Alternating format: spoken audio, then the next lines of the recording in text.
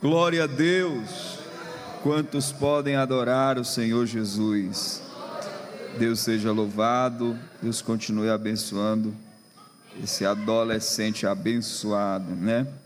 Meus irmãos, você que trouxe a sua Bíblia, vamos recorrer ao texto que foi lido no início desse trabalho, Mateus capítulo de número 9, versículo de número 35 ao 38.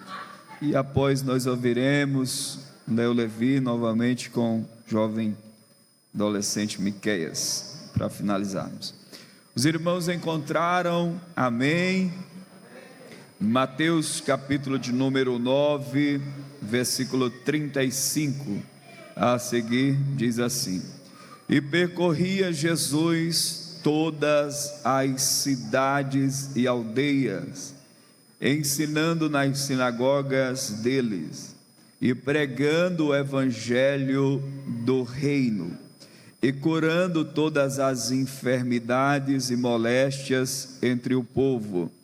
Versículo 36, e vendo a multidão, o que é que Jesus teve, irmãos? Jesus teve grande compaixão deles. Por quê, irmãos? E errantes como ovelhas que não têm pastor. Versículo 37, leiam por gentileza, amados. 37.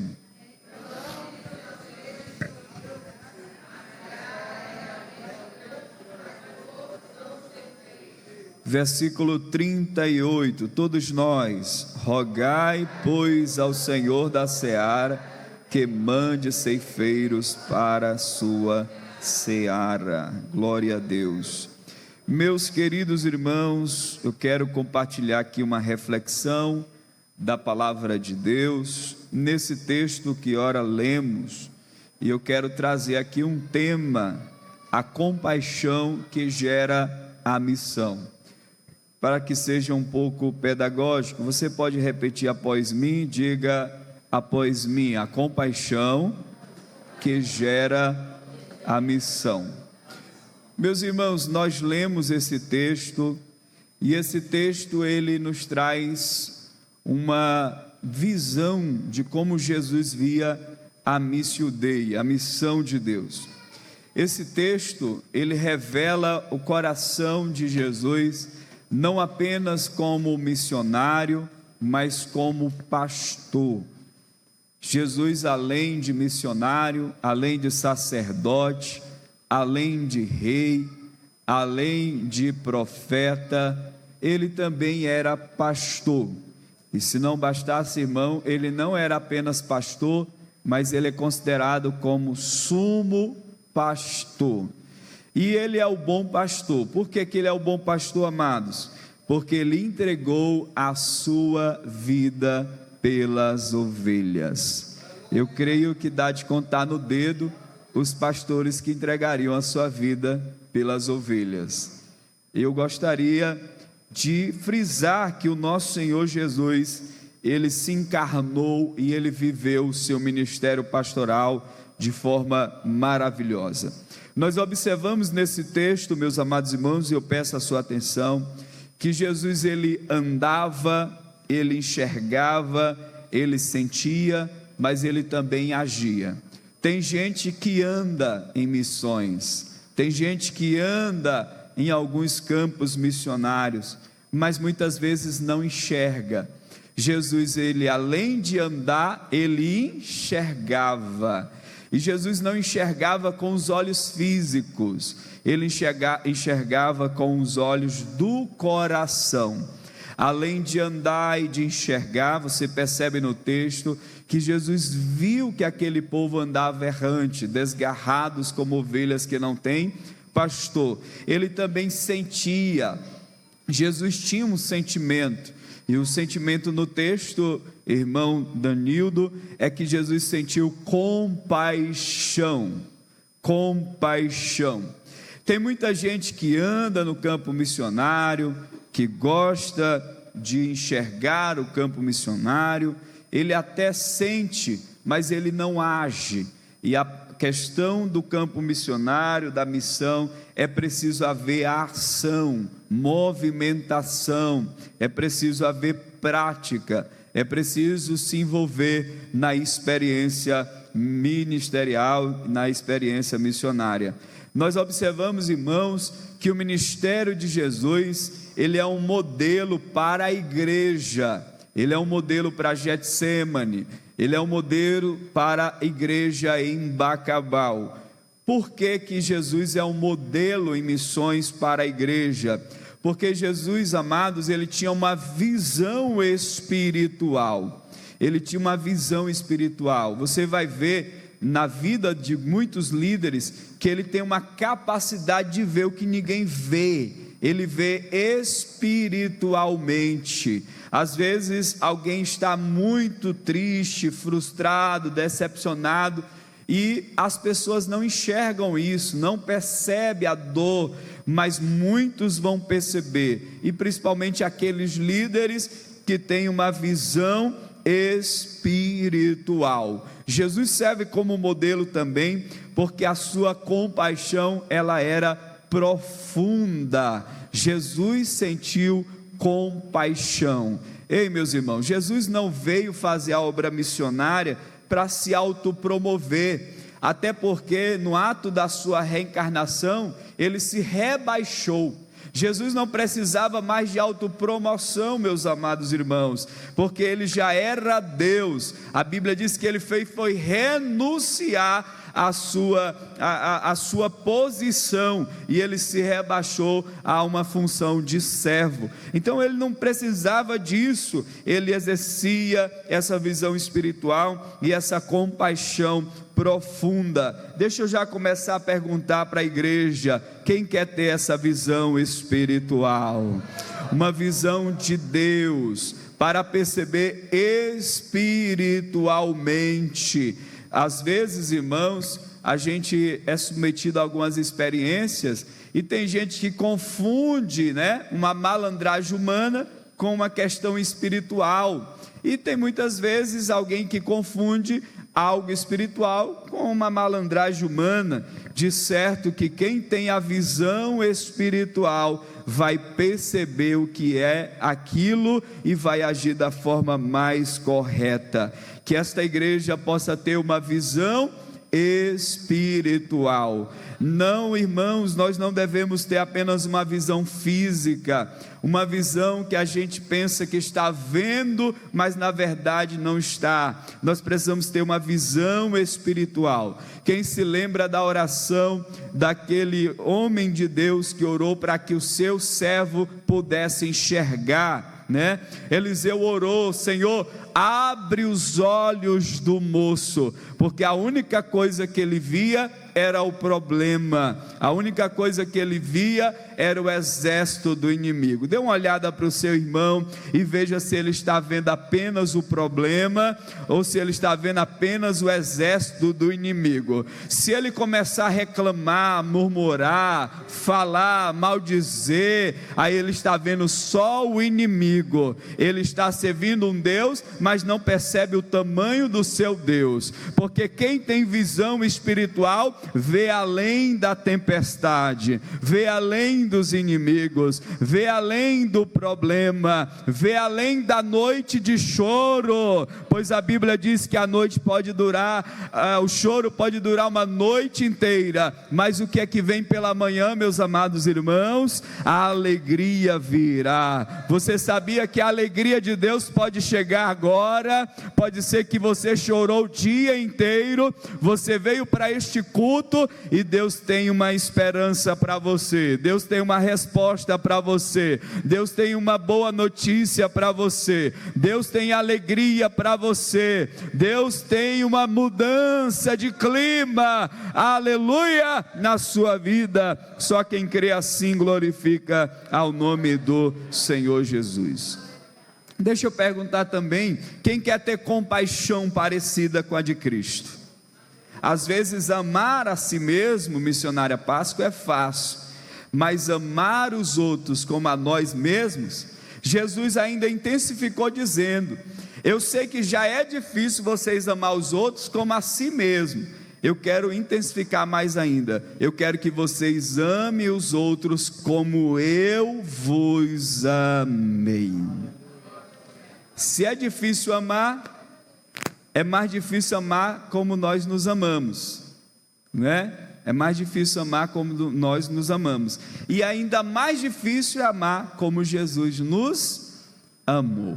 Então o padrão de amor de Jesus para a nossa vida é: ame como Ele te amou. Glória a Deus, louvado seja o nome do Senhor. Nós vemos também nesse texto uma ação transformadora. Jesus não se rende ao problema, Jesus não se rende à circunstância, Jesus não se rende ao cenário, ao ambiente. O ambiente era de pessoas errantes, o ambiente era de pessoas desgarradas, o ambiente era de pessoas como alguém que não tinha pastor. Ele transformou o ambiente, pois Jesus, ele tem uma ação transformadora. Glória a Deus por isso. Meus irmãos, Martin Lloyd Jones, ele diz: a maior necessidade da igreja hoje é homens e mulheres que veem o mundo como Jesus o vê. Tem gente que quer ver o mundo como os outros maus vê. Nós devemos ver o mundo como Jesus vê. Veja o seu próximo como Jesus vê. Veja a sua família como Jesus vê. Não veja o seu próximo como a sua natureza te ensina a ver, irmãos, porque a nossa natureza, ela é má, ela é perversa, ela vai fazer com que você veja de forma distorcida. Então eu creio nessa noite, eu quero em nome de Jesus começar a profetizar. Jesus vai colocar um colírio nos olhos de muita gente, e você começará a ver como Jesus vê. Aleluia.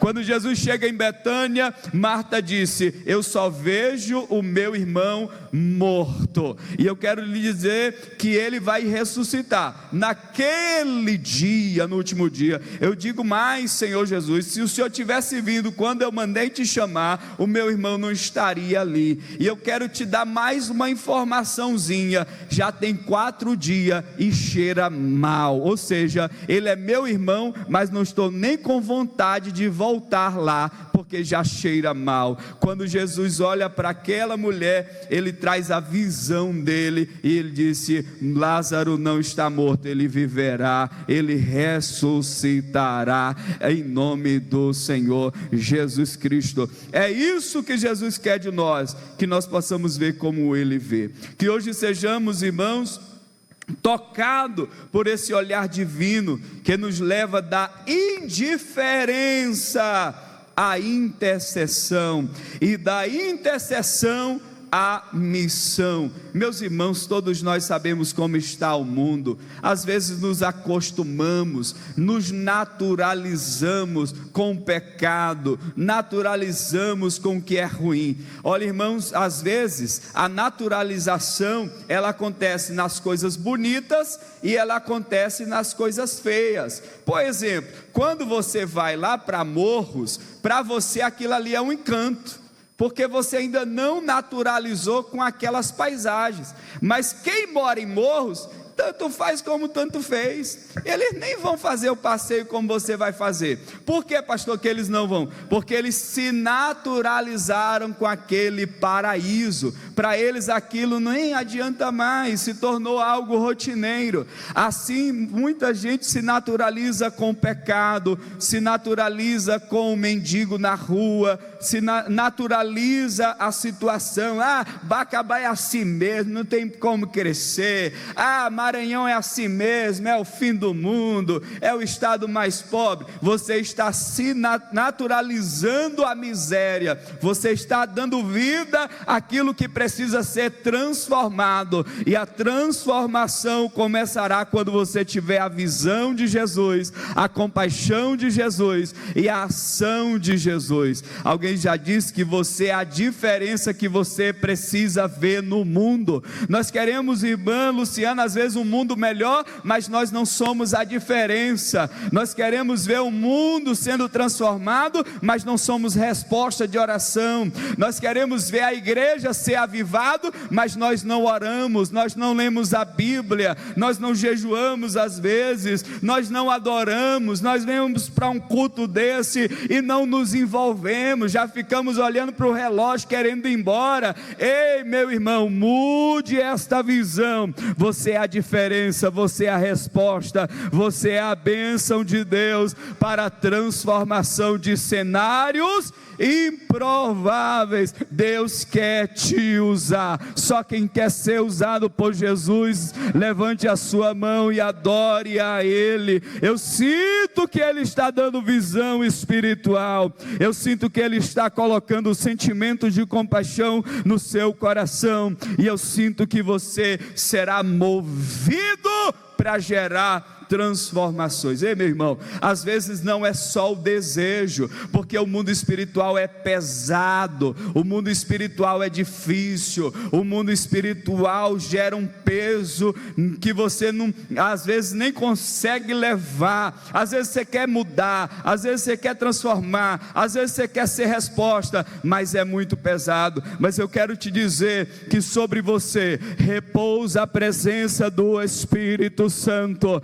Aonde você chegar, esse peso espiritual ele vai ser diluído, essa enfermidade ela vai ser desfeita, esse cenário caótico ele vai ser desfeito, porque na sua boca tem a palavra de Deus, nos seus pés tem as sandálias da salvação, na sua cabeça tem o capacete, aleluia, na sua mão tem a espada do Espírito. Você está munido para ser a diferença. Louvado seja o nome do Senhor Jesus. Então, meus amados irmãos, no sermão eu quero dizer a vocês que o primeiro ponto fala sobre o alcance do ministério de Jesus. A Bíblia diz no versículo 35: e percorria Jesus todas as cidades e aldeias, ensinando nas sinagogas deles e pregando o evangelho do reino e curando todas as enfermidades e moléstias entre o povo. Perceba, irmãos, que Jesus percorre todas as cidades e aldeias. Ele não prioriza apenas os centros urbanos ou públicos influentes. Jesus não era apenas do urbano, Jesus não era apenas da elite, Jesus não era apenas de um grupo, Jesus não era apenas dos religiosos, dos fariseus, dos saduceus, dos heveus, ou melhor, daqueles grupos religiosos da sua época. Jesus estava preparado para levar a mensagem a qualquer pessoa, em qualquer lugar, em qualquer vilarejo, a quem recorresse ele. Irmão, quem faz essa diferenciação somos nós. Às vezes essa diferenciação é pelo poder aquisitivo, é pelo poder do status, é pelo carro do estacionamento, é pela joia que você está usando. Mas deixa eu dizer uma coisa para você: o mesmo valor que você tem, que tem joia, carro novo, é o mesmo valor que Jesus dá para aquele que não tem nada. Porque para Jesus o que importa não são os objetos, não são as marcas, o que importa são as pessoas. As pessoas são maiores do que as marcas, do que os objetos, do que o status, do que a casa, do que o carro, porque Jesus não está interessado, meus irmãos, em ganhar o teu dinheiro. Pelo contrário, Ele está interessado em salvar o teu físico, em salvar a tua alma, em salvar o teu espírito. Só quem já foi salvo por Jesus de Nazaré.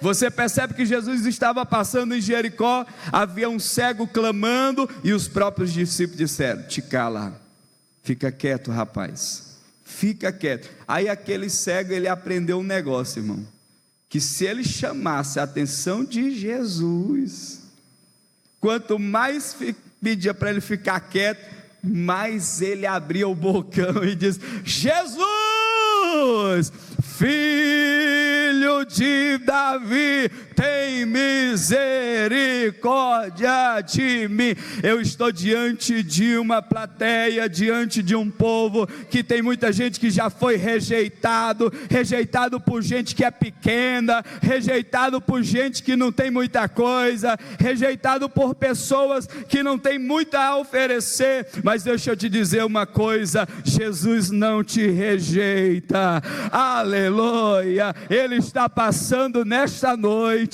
Se você quiser gritar, grite. Se quiser clamar, clame. Se quiser adorar, adore.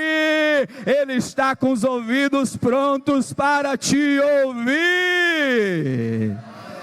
E Ele está pronto para te responder, Ele está pronto para te curar, Ele está pronto para te ajudar, Ele está pronto a cooperar com você. Só quem quer isso de Jesus? Jesus quer cooperar com você, Jesus quer te curar nesta noite, Jesus quer te restaurar nessa noite, Jesus quer te abençoar nesta noite, Jesus deseja abençoar a sua família. Meus irmãos, o ministério de Jesus é equilibrado e integral. Nós observamos que o ministério de Jesus, ele pode ser analisado num triplé. Por exemplo, Jesus ele ensinava, ele compartilhava a verdade, ele compartilhava o ensino, os princípios do reino de Deus. Você vê que um dos maiores sermões de Jesus está em Mateus 5 até o capítulo de número 7. Jesus traz alguns princípios do seu reino, mas Jesus também pregava, Jesus anunciava, Jesus trazia a proclamação do reino, Jesus chamava as pessoas ao arrependimento, Jesus trazia advertência, exortação. Jesus, em muitos momentos, irmãos, ele se posicionou, porque líder que é líder tem que se posicionar. Jesus chegou uma certa vez na casa de Deus, ele diz: olha, rapaz, vocês estão transformando a minha casa em covil de ladrões. Eu quero dizer que a casa do Senhor é casa de oração, irmão. E ele derrubou algumas coisas, alguns objetos, pegou do chicote e se posicionou. Ei, nós precisamos nos posicionar, pregar. Sabia, irmãos, que um dia nós tivemos um nome como protestante? Você sabe por que nós éramos chamados de protestante? Porque nós protestava contra o pecado, nós não nos silenciava diante do pecado. Pecado é pecado, aleluia. Os cristãos daquela época se pronunciavam, eles proclamavam, eles protestavam. Não é ser deselegante, não é ser fanático, mas o que for preciso, você precisa falar, você precisa pregar, você precisa mostrar em que você crê. Tem gente, irmãos, que é levado como a onda do mar. Tem hora que ele está de um lado, tem hora que ele está de outro, tem hora que ele concorda com aborto, tem hora que ele não concorda, tem hora que ele concorda com alguns pecados e tem hora que não. Ei, deixa eu te dizer uma coisa: se posicione e viva a pregação como ela precisa ser dita. Louvado seja o nome do Senhor. Jesus também, irmãos, além do ensino, além da pregação, ele curava os enfermos.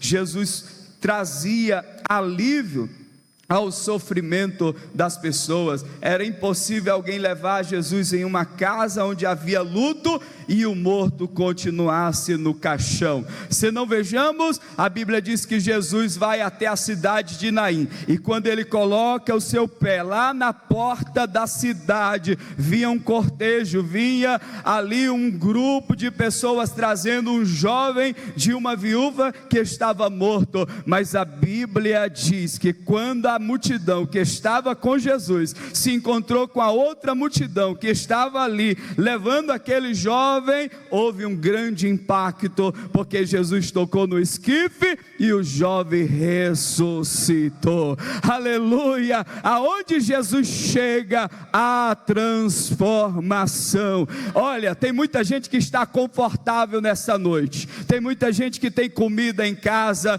tem uma boa despensa, tem muita gente que está está com um carro, com um tanque cheio de gasolina. Tem muita gente aqui que está com uma conta boa, mas eu quero falar com gente que está sofrendo, com gente que está tendo privações. Eu estou querendo falar com pessoas que estão enfermas, pessoas que estão acometidas de ansiedade, de depressão, de pânico, das doenças psicossomáticas, pessoas que estão preocupadas ao retornar porque não tem alimento, pessoas que estão com medo porque o orçamento está um pouco, você está com receio do orçamento nesse mês. Eu quero te dizer que Jesus olha para você que está sofrendo e Ele pode mudar essa situação, Ele pode te curar nesta noite, Ele pode usar pessoas de longe, de perto, para te abençoar na sua vida financeira. Ele pode gerar alívio ao teu sofrimento, porque Ele se preocupa com você, Ele se preocupa com a tua situação, Ele se preocupa com a tua saúde. Charles Spurgeon, ele diz: o ministério que imita a Cristo será um ministério que caminha, que ensina, que prega e que cura. Louvado seja o nome do Senhor. Meus irmãos, nesse texto a gente percebe que Jesus, ele não era aquele médico apenas dos grandes hospitais. A Bíblia diz que ele veio para os que estavam doentes, para os que precisavam.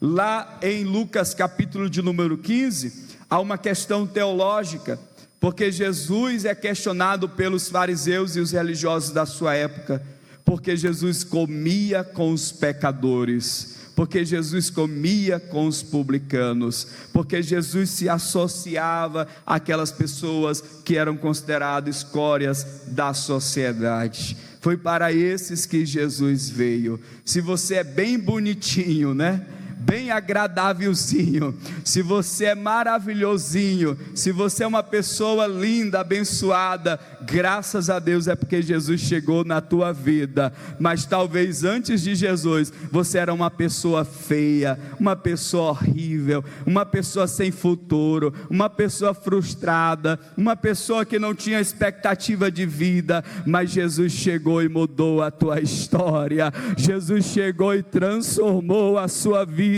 Onde estão os transformados por Jesus Cristo? Ah, pastor, eu não passei por esse processo não, eu sempre fui bonitinho, eu nunca vivi uma vida depravada, eu nunca fui muito de pecar, eu nunca bebi, nunca fumei, nunca usei droga. Dê glória a Deus por isso, meu filho, e não se orgulhe, porque você é o que é por causa de Jesus Cristo. Não é o fato de você ser uma pessoa boazinha, agradável, uma pessoa maravilhosa que te dá direito ao céu. Todos nós estávamos condenados ao inferno, mas Jesus nos abraçou, nos alcançou e nos dá a promessa de vida eterna. Deixa eu ver quem são os gratos nessa noite pelas bênçãos da salvação, pelas bênçãos de Jesus Cristo. Louvado seja o nome do Senhor.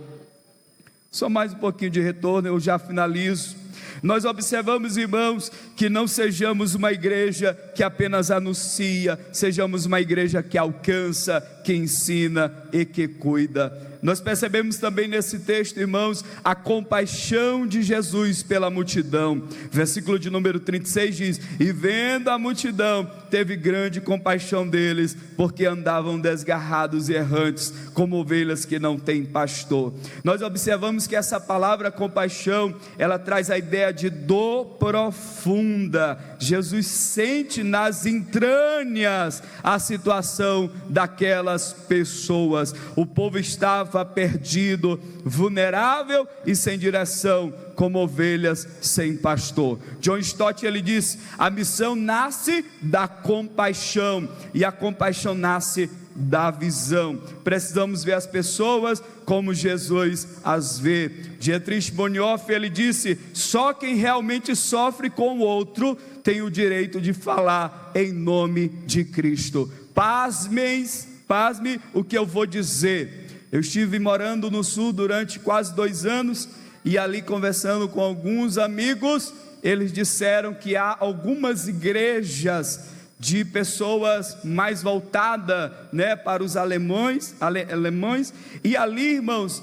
quando um negro chega naquelas igrejas, são igrejas de pessoas muito brancas mesmo, quando o negro chega naquela igreja, eles separam um banco à parte para aquelas pessoas, e aquelas pessoas brancas sentam para outro lado. Isso é o que, pastor? Isso é uma igreja que não tem compaixão, é uma igreja que não vive o cristianismo, é uma igreja que não vive as escrituras, é uma igreja que está pensando que Jesus está lá, mas Jesus está lá de fora, batendo na porta, e essa igreja está com a porta trancada. Deixa eu te dizer uma coisa, meu irmão: se você não se parecer com Jesus, você não vai para o céu. Se você não amar o seu próximo como Jesus amou, você está desqualificado como um verdadeiro cristão. Louvado seja o nome do Senhor. Às vezes eu me encontro em situações e eu me pergunto: onde é que esse irmão está aprendendo a ser tão orgulhoso?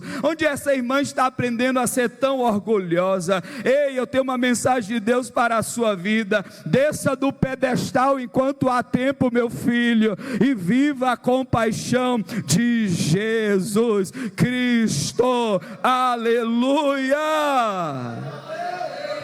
Viva como Jesus viveu. E é triste, porque se fosse só entre os membros estava bom. Às vezes a gente vê entre líderes, entre pastores. Meus irmãos, nós não fomos chamados para isso, nós fomos chamados para a compaixão, nós somos chamados para fazer a diferença. Queridos irmãos, nós observamos que muitas vezes nós ouvimos a gravidade da situação, mas nós não agimos. Nós ouvimos as estatísticas, mas não geramos mudança. Às vezes o irmãozinho conta a sua história, em vez de a gente dizer assim: eu vou te ajudar, alguém chega e diz: rapaz, deixa eu pegar bem aqui nessa ferida para ver se é verdadeira. Aí coloca assim o dedão: eu acho que não está nem doendo, rapaz. Tem gente assim, irmão, ruim, pessoas desagradáveis. Mas eu quero te dizer que Jesus nos chamou a amar como Ele amou. Em 2010, irmãos, houve uma imagem de um menino Ciro ali, chamado Aylan, morto numa praia ao fugir da guerra. Isso gerou uma comoção mundial. Milhões viram, mas poucos se moveram. Jesus, ao ver, ele não se comover apenas, ele agia. Nós temos visto pessoas que se comovem com a guerra, se comove, aí a pessoa morreu, se comove, mas depois torna-se muito natural com relação ao sofrimento alheio. Deixa eu te dizer uma coisa: Deus te chamou para gerar a transformação, para gerar a mudança. Meus irmãos, para nós concluirmos, a verdadeira compaixão move os pés e dobra os joelhos. Jesus não nos chama para sentir apenas, mas para agir por causa do que sentimos. Você se lembra da carta de Tiago? Quando Tiago disse: me mostra a tua fé sem as obras, que eu te mostro as minhas obras com a fé. O que é mostrar a fé sem as obras? É alguém dizer: eu estou com fome, e você tem um montão de comida, aí só diz assim: vai em paz, eu estou crendo na tua vitória. Você está mostrando a fé sem as obras. Agora tu quer mostrar a fé só nas obras? Pega aqui, meu irmão, deixa eu te abençoar. As tuas obras estão revelando a tua fé. Quem quer estar na condição de pedir, irmão? Levante a mão. Quem quer estar na condição de abençoar? Pois Deus vai te abençoar se Ele vê que o teu coração é voluntário para abençoar. Quem quer fazer um compromisso com Jesus nessa noite? Diga assim para Jesus: Jesus, me abençoe abençoe os meus celeiros, meu trabalho, as minhas finanças. Se o Senhor me abençoar, Senhor, eu vou abençoar muitas vidas em nome de Jesus. Recebe, irmão, para abençoar a tua família e abençoar muitas pessoas. Louvado seja o nome do Senhor Jesus. Meus irmãos, para concluirmos, nós vemos aqui a urgência e o clamor pela missão. Versículo 37 e 38 diz: então disse aos seus discípulos: a seara é realmente grande, mas poucos os ceifeiros. Rogai, pois, ao Senhor da seara que envie ceifeiros para a sua seara. Repita após mim, por gentileza. Diga: a seara é realmente grande, mas poucos os ceifeiros. Rogai, pois, ao Senhor da seara que envie ceifeiros para a sua seara. Eu vou concluir, irmãos, e os cantores que eu anunciei já se organizam. A seara representa vidas prontas para serem alcançadas, mas há uma crise aqui que o texto revela, irmão João Carvalho. A crise não é a falta de seara, a crise não é a falta de frutos, a crise é a falta de ceifeiros, a crise é a falta de obreiros. E aí eu resumo dizendo que não é falta de gente, tão somente é falta de pessoas envolvidas, é falta de pessoas comprometidas, é falta de pessoas que se envolvem na missão de Deus. Se Bacabal, irmãos, tem 10 mil crentes, e se esses 10 mil crentes se envolvessem, nós colocaríamos essa cidade de cabeça para baixo. Mas às vezes passamos vergonhas, num desfile, num evangelismo, vai 5 crentes, 2 crentes, 3 crentes, o que falta não é gente, o que falta é pessoas comprometidas com Deus, comprometidas com o reino, comprometidas com a obra de Deus. Mas daqueles que estão envolvidos, deixa eu ver quem deseja se envolver na missão de Deus, quem se deseja se envolver na obra de Deus, quem deseja viver a missão de Deus aqui na terra. Nós observamos nesse texto, irmãos, que a missão não começa com envio, mas ela começa com a oração. Antes de Jesus dizer ide, Jesus disse rogai. Antes de Jesus dizer vá, ele disse orai. Antes de ir, busque ao seu Deus para que Ele mande mais trabalhadores. Meus irmãos, missões não se inicia com os pés indo, mas com os joelhos dobrados. Antes dos seus pés irem, dobre os seus joelhos, louvado seja o nome do Senhor. Irmã Lucília, tem muita gente voltando do campo missionário, porque eles foram ligeiros em ir, mas foram tardios em dobrar os joelhos. Mas quem dobra primeiramente os joelhos e depois vão, serão prósperos, porque a oração te dá munição, te dá preparo, te dá experiência, te dá graça para você resistir os dias maus. Missões, irmãos, nós precisamos entender a importância da oração na obra missionária. Antes de Jesus enviar ceifeiros, Ele chamou intercessores. Antes de um missionário ser levantado, alguém precisa clamar.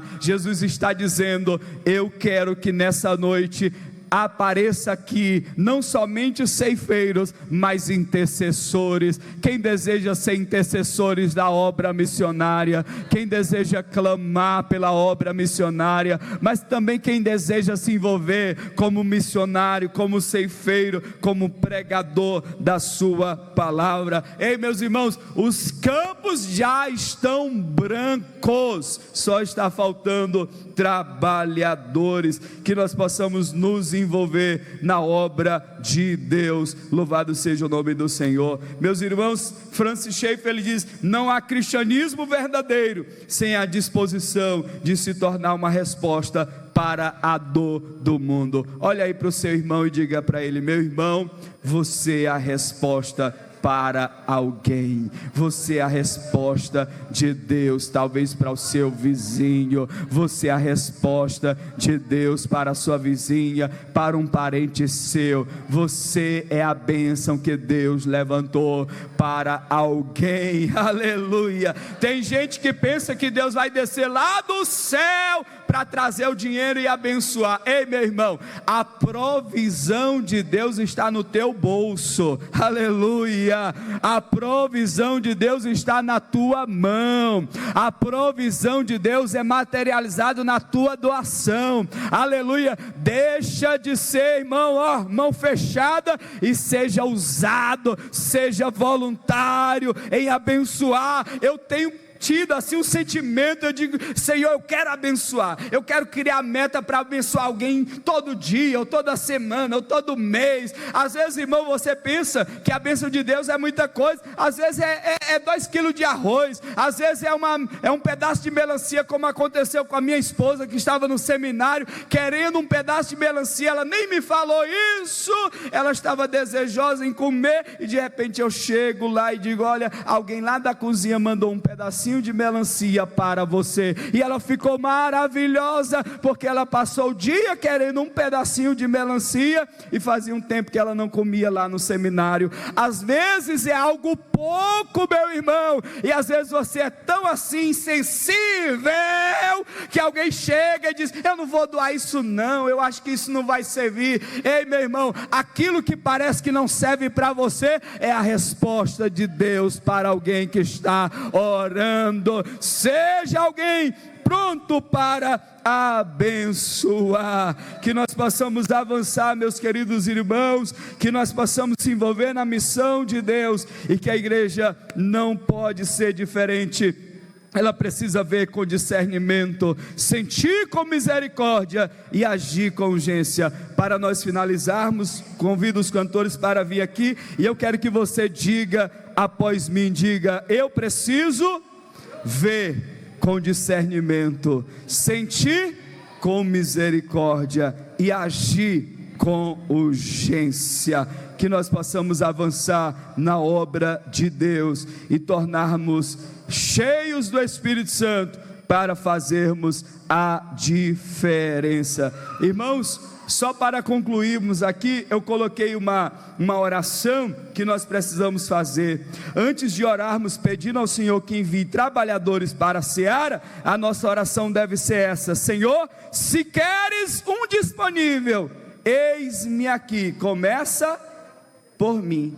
Porque às vezes, irmão, a gente quer orar assim: Jesus manda o Leandro, Jesus manda o Pelé, Jesus manda o Oliveira, Jesus manda o João Carvalho, e tu, abençoado? E você? Por que a sua oração não é essa? Eu estou disponível, Senhor, e se o Senhor quiser, eu estou pronto, eis-me aqui, começa por mim. Você deve orar pedindo que Deus lhe mande outros, depois que você se tornar disponível, tá bom? Que nós possamos aprender em nome de Jesus. Meus irmãos, vamos ficar de pé, vamos adorar.